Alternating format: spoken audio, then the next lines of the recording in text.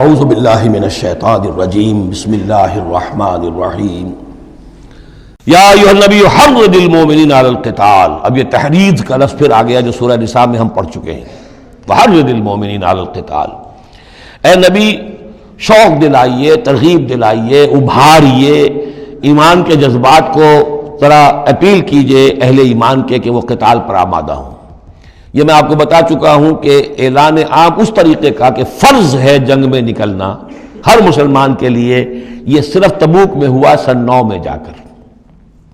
پورے 9 برس تک قتال فی سبیل اللہ کے لیے تحریض تھی، ترغیب تھی، اور یہ تحریض گاڑی ہو کر تحریض بن گئی، بس لازم نہیں تھا۔ اسی لیے ہم سورہ نساء میں پڑھ چکے ہیں کہ اس کے باوجود جو اس ترغیب کی وجہ سے آگے بڑھے، قتال کے لیے نکلے، ان کے اونچے درجات ہیں، لیکن یہ کہ جن لوگوں کو چونکہ فرض عین نہیں کیا گیا تھا، لہذا اگر کوئی نہیں نکلے تو ان کے اوپر کوئی مواخذہ نہیں۔ لیکن یہ کہ غزوہ تبوک میں نفیر عام تھی کہ ہر صاحب ایمان کا نکلنا ضروری ہے۔ حرض المؤمنین علی القتال ان یکن منکم 20 صابرون، اگر تم میں سے 20 ہوں گے صبر کرنے والے، یغلبوا 200 تو وہ 200 پر غالب آ جائیں گے۔ وَإِن يَكُن مِّنكُم 100، اور اگر ہوں گے تم میں سے 100، یغلبوا 1000، وہ غالب آ جائیں گے 1000 پر، من الذین کفروا، کافروں میں سے، بِأَنَّهُمْ قَوْمٌ لَا يَفْقَهُونَ، اس لیے کہ وہ سمجھ نہیں رکھتے۔ سمجھ سے مراد کیا ہے؟ انہیں اپنے موقف کی حقانیت کا یقین نہیں ہے۔ ایک شخص ہے جو جانتا ہے میں حق پر ہوں، میں حق کے لیے لڑ رہا ہوں۔ ایک شخص ڈل مل ہے، ایسے ہی لڑ رہا ہے، مارے باندھے کو لڑ رہا ہے، کسی کے کہے سے آ گیا، مرسینری ہے، تنخواہ یافتہ ہے اس لیے آ گیا۔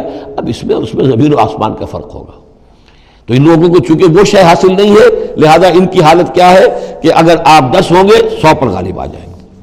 لیکن اس کے بعد جو اگلی آیت آ رہی ہے وہ گویا کہ اس کی کچھ عرصے کے بعد یقیناً نازل ہوگی جو یہاں شامل کر دی گئی۔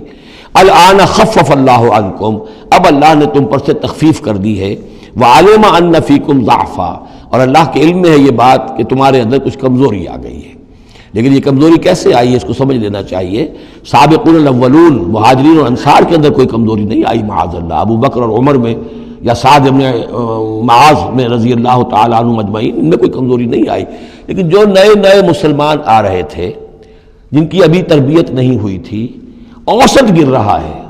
ظاہر بات ہے جو نئے لوگوں کی تعداد بڑھ رہی ہے، جن کی تربیت اتنی نہیں ہوئی ہے، جن کے اندر ایمان ابھی اتنا گہرا نہیں اترا ہے، اتنا راسخ نہیں ہوا ہے، تو اس کے حوالے سے اب فرض کیجئے کہ 1000 کے اندر پہلے تو ایسے ہوتے تھے کچے پکے جو ہیں وہ 20 ہیں، 50 ہیں، 100 ہیں، اب یہ ہے کہ ان کی تعداد بڑھتی جا رہی ہے اگر، تو نتیجہ کیا ہوگا کہ اوسط جو ہے وہ گر جائے گی۔ اس اوسط کے اعتبار سے اب تمہارے اندر کچھ کمزوری آ گئی ہے۔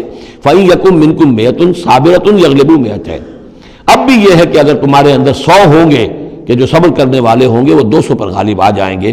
وَإِن يَكُن مِّنكُمْ 1000، اور اگر تم میں سے 1000 ہوں گے، يَغْلِبُوا 2000 بِإِذْنِ اللَّهِ، تو وہ 2000 پر غالب آ جائیں گے اللہ کے اذن سے۔ وَاللَّهُ مَعَ الصَّابِرِينَ، اور یقیناً اللہ صبر کرنے والوں کے ساتھ ہے۔ مَا كَانَ لِنَبِيٍّ أَن يَكُونَ لَهُ أَسْرَىٰ، اب یہ ایک اور بہت نازک معاملہ ہوا جو غزوہ بدر کے بعد، کہ وہ جو 70 قیدی پکڑے گئے ان کا کیا کیا جائے۔ جو قریش کے 70 قیدی، اب اس کی ایک شکل تو یہ تھی، مشاورت کی حضور نے، حضرت ابو بکر کی ایک رائے تھی، حضور کی اپنی رائے بھی وہی تھی، اس لیے کہ جو مزاج حضور کا تھا، آپ شفیق، نرم، رعوف، رقیق القلب، یہی معاملہ حضرت ابو بکر کا تھا۔ حضرت عمر تھے سخت، اشدہم فی امر اللہ عمر، حضرت عمر کی یہ رائے تھی کہ ان سب کو قتل کر دینا چاہیے۔ اگر ہم نے فدیہ لے کر یا قوم معاف کر دیا، ویسے ہی چھوڑ دیا، یہ پھر دوبارہ آئیں گے، کفر کو تقویت حاصل ہوگی۔ تو اس کو تو جب تک کہ کفر کی کمر ٹوٹ نہ جائے، یہ سانپ جو ہے جب تک کہ پوری طرح کچلا نہ جائے، اس وقت تک جو ہے ہمیں کوئی نرمی نہیں کرنی چاہیے، بلکہ وہ اس حد تک تھے کہ ہم میں سے یہ جو قیدی آئے ہیں جو ان کے قریب ترین عزیز ہوں، بس مہاجرین کے اندر وہ لوگ موجود تھے، قریش کے جو لوگ پکڑے گئے ہیں، تو مہاجرین جو تھے یہاں صحابہ کرام وہ بھی تو قرشی تھے، تو اپنے قریب ترین عزیزوں کو اپنے ہاتھ سے قتل کریں۔ یہ حضرت عمر کی رائے تھی۔ حضور صلی اللہ علیہ وسلم کی رائے اور حضرت ابو بکر کی رائے بھی یہ تھی کہ نہیں، نرمی کی جائے، فدیہ لے کر چھوڑ دیا جائے۔ فیصلہ ہو گیا، اس پر عمل ہو گیا، لیکن پھر جو یہ آیت اتری ہے یہ پھر بہت سخت ہے۔ اس میں اس فیصلے کو غلط قرار دیا گیا، اگرچہ فیصلہ ہو گیا ٹھیک ہے، لیکن یہ کہ اس کے اوپر گرفت ہوئی ہے کہ یہ نہیں ہونا چاہیے تھا۔ یہ مضمون بنیادی طور پر یہ سورہ محمد میں آئے گا صلی اللہ علیہ وسلم، اور وہاں تفصیل کے ساتھ اس کی پوری بات آ چکی ہے۔ اور چونکہ سورہ محمد سورہ بقرہ سے بھی پہلے نازل ہو چکی تھی، سورۃ القتال، اس حوالے سے یہ بات جو ہے بہت اہم ہے کہ اس میں یہ قاعدہ قانون آ چکا تھا، اس کے باوجود اس بات کا ہو جانا یہ گویا کہ ایک طرح سے ایک کوتاہی ہوئی ہے، وقتی طور پر نظر انداز ہو گیا اللہ تعالیٰ کا مستقل حکم۔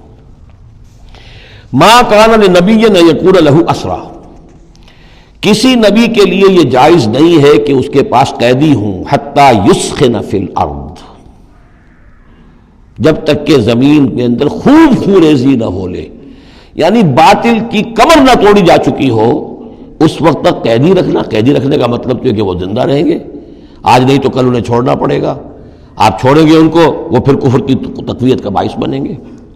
تريدون عرض الدنیا، تم دنیا کا ساز و سامان چاہتے ہو، یعنی فدیہ ملے گا، مال ملے گا۔ اب یہ ظاہر بات ہے کہ نہ حضور کی یہ نیت ہو سکتی تھی معاذ اللہ، اور نہ حضرت ابو بکر کی، لیکن اللہ تعالیٰ کا معاملہ ہے، جب وہ اپنے نبیوں کے اوپر بھی کبھی گرفت کرتا ہے تو بظاہر الفاظ بڑے سخت ہوتے ہیں، بظاہر بڑے سخت ہوتے ہیں، تو اس کے اندر وہ سختی موجود ہے۔ ظاہر بات ہے کہ یہ بات نہ حضور کے لیے نہ حضرت ابو بکر کے لیے۔ تريدون عرض الدنیا، تم دنیا کا سامان چاہتے ہو، واللہ یرید الآخرہ، اللہ کے پیش نظر آخرت ہے۔ سورہ محمد کی آیت نمبر 4 میں یہ پورا قانون آئے گا، ہم وہاں پڑھ لیں گے۔ واللہ عزیز حکیم، اور اللہ تعالی عزیز اور حکیم ہے۔ لولا کتاب من اللہ سبقہ، اگر نہ ہوتی بات اللہ کی طرف سے جو پہلے سے آ چکی تھی، یعنی سورہ محمد کی آیت نمبر 4، اس میں ایک امکان نکلتا تھا اس کی تعبیر کا، اگرچہ تعبیر کے اندر میرے نزدیک غلطی ہوئی ہے، لیکن پھر بھی ایک اس کے اندر امکان موجود تھا جس کو کہ استعمال کیا ہے محمد الرسول اللہ صلی اللہ علیہ وسلم سے۔ لولا کتاب من اللہ سبقہ، اگر یہ اللہ تعالیٰ کی طرف سے بات پہلے سے طے نہ ہو چکی ہوتی، لمسکم فیما اخذتم عذاب عظیم، تو جو کچھ تم نے یہ فدیہ وغیرہ لیا ہے اس پر تم پر بڑا سخت عذاب آتا۔ قانون ہم سورہ محمد میں پڑھیں گے کہ وہ کیا تھا، اور اس کی انٹرپریٹیشن کے اندر یہاں حضور نے کس جگہ سے گنجائش نکالی۔ دیکھیے ہوتا یہ ہے کہ آپ کا رجحان نرمی کا ہے، تو آپ ایک ہی بات کے اندر سے نرم پہلو نکال لیں گے، جیسے کہ میں نے عرض کیا تھا کہ جو لوگ کے سنتے ہیں الذین یستمعون القول فیتبعون احسن، وہ لوگ کہ جو کسی بات کو سن کر پھر پیروی کرتے ہیں اس میں سے بہترین کی، جو بھی اس میں اعلیٰ ترین درجہ ہے اس تک پہنچنے کی کوشش کرتے ہیں۔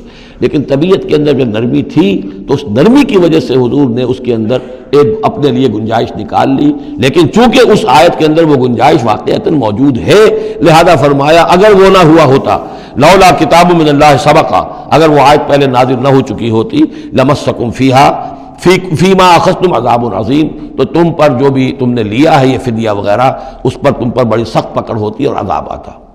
روایات میں آتا ہے کہ حضور بھی اور حضرت ابو بکر بھی دونوں پھر اس آیت کے نزول کے بعد روتے رہے ہیں کہ ہم سے یہ خطا ہوئی ہے۔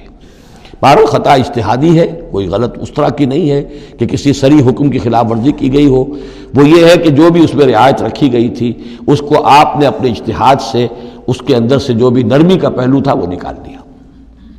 فَكُلُوا مِمَّا غَنِمْتُمْ حَلَالًا طَيِّبًا، تو اب کھاؤ جو تمہیں ملا ہے غنیمت۔ غنیمت میں وہ بھی ہے جو عین جنگ کے موقع پر مال غنیمت ملا، اور جو فدیہ اب مل رہا ہے وہ بھی غنیمت ہے۔ حلالا طیبا، کھاؤ، اس میں کوئی اب تمہیں ہچکچاہٹ نہ ہو، حلال اور طیب ستھرا۔ واتقوا اللہ، اللہ کا تقوی اختیار کرو، ان اللہ غفور الرحیم، یقیناً اللہ تعالی بخشنے والا رحم فرمانے والا ہے۔ صدق اللہ العظیم۔